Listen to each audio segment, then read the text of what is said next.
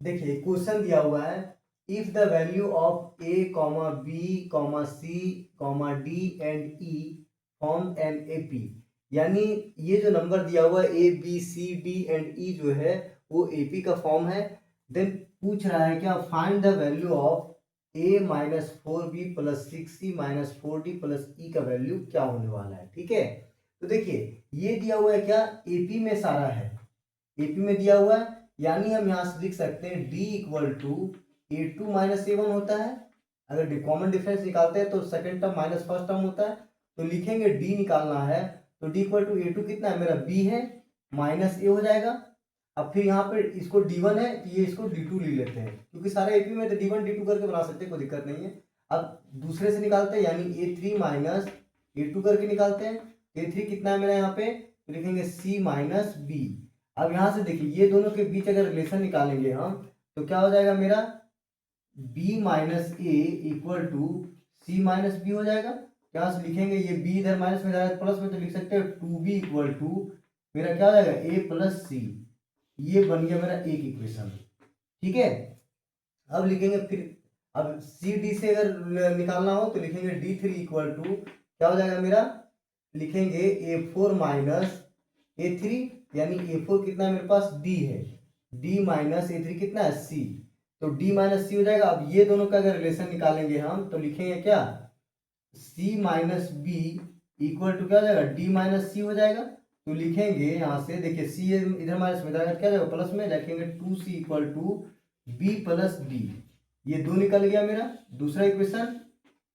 अब फिर लिखेंगे डी फोर इक्वल टू, तो डी फोर क्या हो जाएगा मेरा ए फाइव माइनस ए फोर हो जाएगा, यानी ए फाइव कितना है ई माइनस क्या हो गया ए फोर डी है। अब ये दोनों में रिलेशन अगर निकालें तो क्या निकल जाएगा मेरा, लिखेंगे d minus c equal to e minus d हो जाएगा। अब ये इधर माइनस में डी, ये इधर आया प्लस में, तो लिखेंगे two D equal to E plus C हो जाएगा।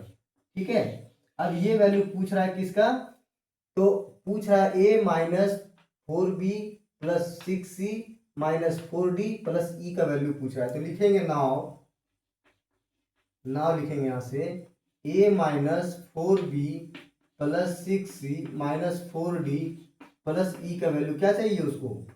अब यहां से अगर हम ए का वैल्यू अगर लिखने की कोशिश करेंगे तो क्या लिख सकते हैं, टू बी माइनस सी हो जाएगा। ए का वैल्यू अगर लिखेंगे तो क्या लिखेंगे टू बी माइनस सी माइनस फोर बी रहने दीजिए, अब प्लस सिक्स सी भी रहने दीजिए, माइनस फोर डी भी रहने दीजिए। और ई का वैल्यू अगर हम यहाँ से लिखे तो क्या हो जाएगा टू डी माइनस सी, तो लिखेंगे प्लस टू डी माइनस क्या हो जाएगा सी हो जाएगा।